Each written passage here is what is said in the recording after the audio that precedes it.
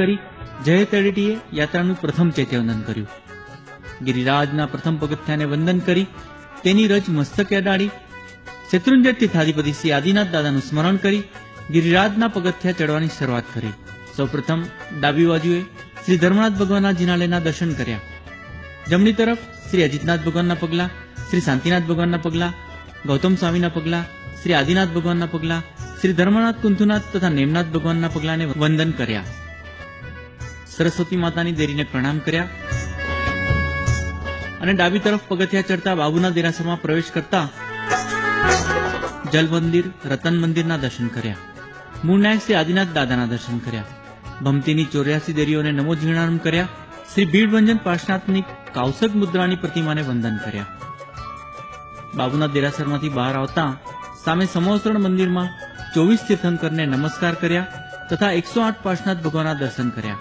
ત્યાંથી આગળ વધતા ભરત ચક્રવર્તીના પગલા, શ્રી ઋષભદેવ, શ્રી નેમનાથ તથા વરદત ગણધરના પગલા, ઘોડી પરબ, લીલી પરબ, ઈચ્છાકુંડ, કુમારકુંડ વટાવતા નમો ઓરિયંતાણમ નવ સિદ્ધાણમ કહેતા નવકાર મંત્રનો જાપ કરતા પહોંચ્યા હિંગળાજ માતાના હડાએ, જ્યાં ઘંટ વગાડી અને હિંગળાજ માતાને પ્રણામ કર્યા અને અભિનંદન આપ્યા કે તમે શ્રી શેત્રુંજય ગિરિરાજની યાત્રામાં યાત્રિકોને અડચણરૂપ રાક્ષસને દૂર કર્યો હતો અને યાત્રિકો માટે માર્ગ ખુલ્લો કર્યો હતો. ત્યાંથી ઉપર જતા શ્રી કલિકુંડ પાર્શ્વનાથ ભગવાનના પગલા, શ્રી ઋષભ, ચંદ્રાનંદ, વારિસેણ, વર્ધમાન એમ 4 શાશ્વત જીનના પગલાને નમો જીર્ણાનમ કર્યા.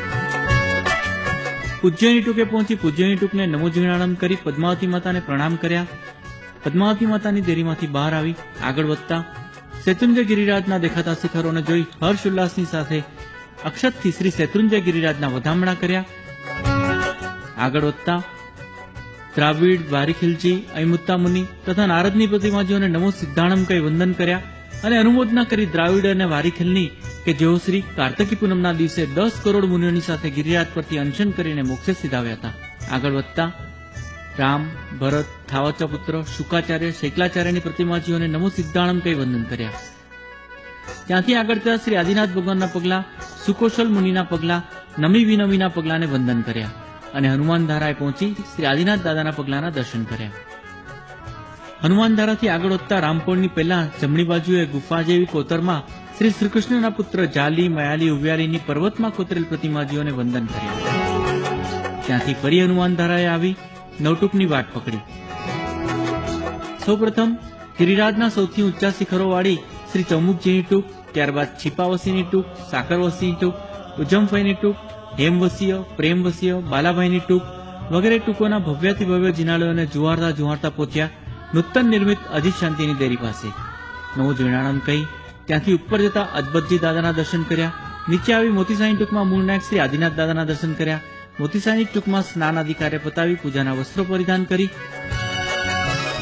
સગાળપોળમાંથી પ્રવેશી આગળ વધતા વાગડપોળમાં પ્રવેશ કર્યો અને વાગણપોળમાંથી બહાર આવતાની સાથે જ ડાબી બાજુએ આવેલા શ્રી શાંતિનાથ દાદાના જિનાલયમાં પ્રવેશ કર્યો, જ્યાં મૂળ નાયક શ્રી શાંતિનાથ દાદાની પક્ષાલ પૂજા કરી અને શાંતિનાથ દાદાના જિનાલયમાં યાત્રાનું બીજું ચૈત્યવંદન ભક્તિભાવપૂર્વક પૂર્ણ કર્યું. શ્રી શાંતિનાથ દાદાના જિનાલયમાંથી બહાર આવતા જ નીચે ચકેશ્વરી માતા, પદ્માવતી માતા, વાઘેશ્વરી માતા, નિર્વાણી દેવી વગેરેને પ્રણામ કર્યા અને ત્યાંથી બહાર આવતા સામે કવડેક્ષની દેરીના દર્શન કર્યા. ડાબી બાજુએ શ્રી નેમનાથ ભગવાનનું જિનાલય, પુણ્ય પાપની દેરી, કુમારપાળ રાજાનું દેરાસર, સૂરજકુંડ તથા જમણી બાજુ અમીજરા પાર્શ્વનાથ ભગવાનનું જિનાલય, કપડવંતનું દેરાસર વગેરેને જુહારતા પહોંચ્યા હાથીપોળના દ્વારે, જ્યાં બહાર શ્રી વીર વિક્રમસિંહના પાડ્યાને પ્રણામ કર્યા કે જેણે શ્રી શેત્રુંજય ગિરિરાજની યાત્રામાં અડચણરૂપ વાગડને દૂર કરી યાત્રિકો માટે માર્ગ ખુલ્લો કર્યો હતો. હાથીપોળમાં પ્રવેશ કરતા પૂજા માટેનું કેસર, ફૂલની માળા વગેરે દ્રવ્ય લઈ રતનપોળમાં પ્રવેશ કર્યો અને રતનપોળમાંથી બહાર આવતાની સાથે જ પહોંચ્યા સીધા આદિનાથ દાદાના દરબારે. આદિનાથ દાદાના દરબારની બહારના ચોકમાં આવતા ભવ્ય દ્રશ્ય નજરે પડે છે. પૂજાની લાઈન, સ્તવનના સ્વરો, ઘંટારો, ફૂલ અને ધૂપની સુવાસ, જાણે કોઈ દેવભૂમિમાં આવી ગયાનો અનુભવ થાય છે. આદિનાથ દાદાના મુખ્ય જિનાલયની જમણી બાજુએથી 3 પ્રદક્ષિણાની શરૂઆત કરી. પ્રથમ પ્રદક્ષિણા દરમિયાન 1024 ભગવાનવાળા સહસ્ત્રકૂટ, 1452 ગણધરના પગલા, શ્રી સિમંદર સ્વામીનો જિનાલય વગેરેને જુહાર્યા. બીજી પ્રદક્ષિણા દરમિયાન શ્રી નવા આદેશ્વર ભગવાન, શ્રી શત્રુંજય ગિરિરાજનો 15મો જીર્ણોદ્ધાર કરાવનાર સમરોષા અશ્વાર્થ તથા તેના ધર્મપત્ની શ્રી સમત્સિકર તીર્થ વગેરેના દર્શન કર્યા.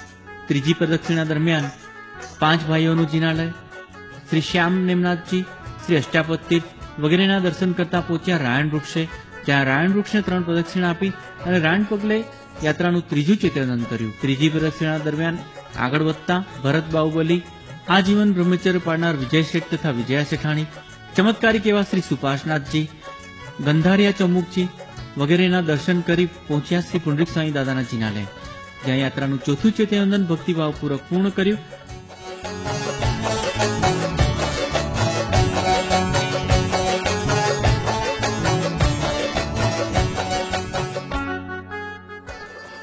શ્રી શત્રુંજય તીર્થાધિપતિ આદિનાથ દાદાના ભવ્ય જિનાલયમાં પ્રવેશ કર્યો અને શ્રી આદિનાથ દાદાની ભવ્ય પ્રતિમાને જોતા જ જાણે કે સંપૂર્ણ યાત્રાનો થાક ઉતરી ગયો.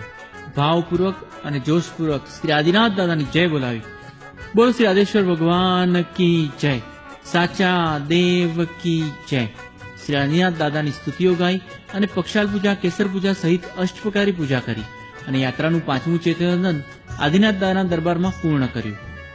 આદિનાથ દાદાના રંગમંડપમાં બેસીને ઓમ રીમ શ્રી શત્રુંજય તીર્થાધિપતિ આદિનાથાય નમઃ ના નામનો જાપ કર્યો અને ત્યારબાદ રડતા હૃદયે પાછા પગલે ફરી ફરી મળવાનો તમને કોલ આપી જાઉં છું, નિભાવવાનો ભાર તારે શિરે મૂકતો જાઉં છું, શ્વાસે શ્વાસે સમરું તુજને સોગંધ લઈને જાઉં છું, જુગ જુગ જીવો મારા નાથ તારા ચરણ ચૂમતો જાઉં છું.